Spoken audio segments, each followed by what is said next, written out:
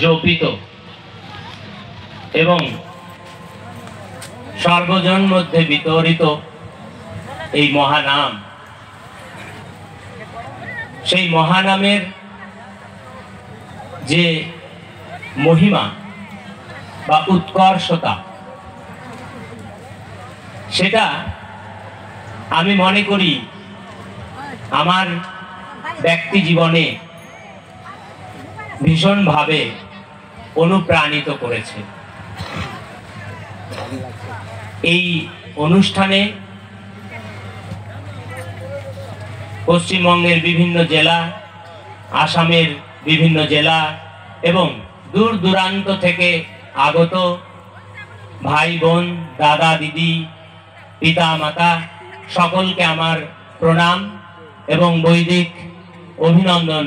রাম নারায়ণ রাম, রাম নারায়ণ রাম। এখানে অনেক আমার পূর্ব স্মৃতির কথা মনে পড়ে যায় যে আমি ব্যক্তিগত জীবনে যদিও 22-23 বছর থেকে শিক্ষকতার সঙ্গে যুক্ত এবং আমার বাবা স্বর্গীয় মনীন্দ্রনাথ ঘোষ, তিনি এই শ্রদ্ধেয় ঠাকুরের চরণতলাশ্রিত একজন অন্যতম শিষ্য ছিলেন।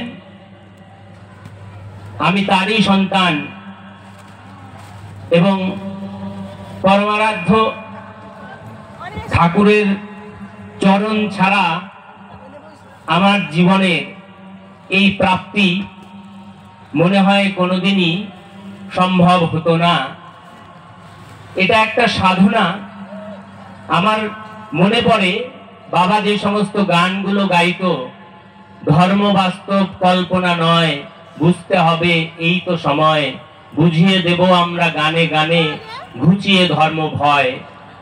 আমাদের বাড়িতে প্রতিদিন প্রতি বুধবার করে কীর্তন হতো। আমি অনেক কাকুদের দেখতে পাচ্ছি বা দাদাদের দেখতে পাচ্ছি যারা সেই আসরে উপস্থিত থাকতেন এবং সেখান থেকে এই যে ছোটবেলা থেকে একেবারে 5-6 বছর বা জন্মের পর থেকেই এই যে মহানাম আমাদের ডাওয়াগুড়িতে অষ্টপ্রহর হতো এই রামনারায়ণ রামের, আপনারা অনেকে জানবেন।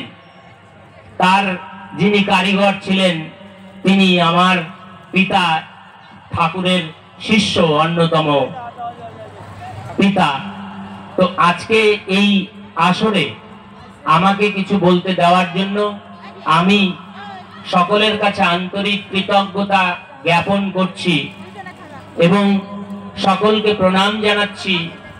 এই মহাধর্ম মিলন ক্ষেত্রে আমার মতো একজন সাধারণ মানুষের বিশেষ কিছু বলবার থাকে না, তবুও আমাকে কমিটির তরফ থেকে বলা হলো, আমি শুধু আমার জীবনের অভিজ্ঞতাটুকুই বললাম যে আমি সময় খুব কম পেলেও এখানে এই ধাম যখন হয়েছে তারপরের থেকে আমি এর সঙ্গে যুক্ত। এর যারা কর্মকর্তা তারা আমার কাছে নিয়মিত খবরাখবর নেন এবং জানতে চান এবং তোরসার চরে যখন ছিল সেখানেও আমি গিয়েছিলাম, অনেকবার সেখানে থেকেছিলাম। এটা যদি আমাদের সেই শ্রী শ্রী বালক ব্রহ্মচারী পরমারাধ্য ঠাকুরের কৃপা না থাকতো, অশেষ কৃপা না থাকতো, তাহলে মনে হয় এটা সম্ভব হতো না। এরকম এই মহামিলন ক্ষেত্র পরিণত হওয়া কোচবিহার জেলার বুকে, যেখানে আমি প্রতি বছরই শুনতে পাই শিলিগুড়ি থেকে এসেছে, আরো অনেক জায়গা থেকে, জায়গার নাম বলতে পারবো না। আপনারা যদি দার্জিলিং এ যান, এখনো দার্জিলিং এর রাস্তায় দেখবেন রাম নারায়ণ রাম লেখা। এরকম বহু কথা, বহু স্মৃতি আমার এই অল্প বয়সের মধ্যেই যেটা সঞ্চিত হয়েছে।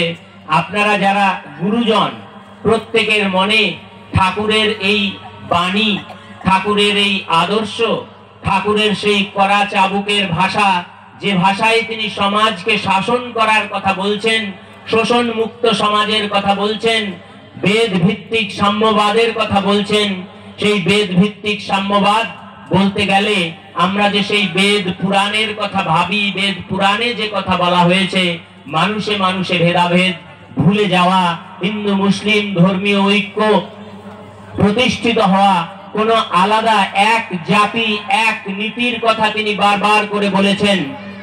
অর্থাৎ একটাই জাতি মানুষ জাতি, একটাই ধর্ম মানব ধর্ম, সেটাই এই বেদ ভিত্তিক সাম্যবাদের মধ্যে দিয়ে আমাদের মধ্যে তিনি প্রচার এবং আমাদের মনে গেঁথে দিতে চেয়েছেন। তাই আজকে আরো অনেক বক্তা রয়েছেন, তাদের মূল্যবান বক্তব্য আপনারা শুনবেন, আমিও শুনবো এবং দিকে দিকে এই বাণী এই আদর্শ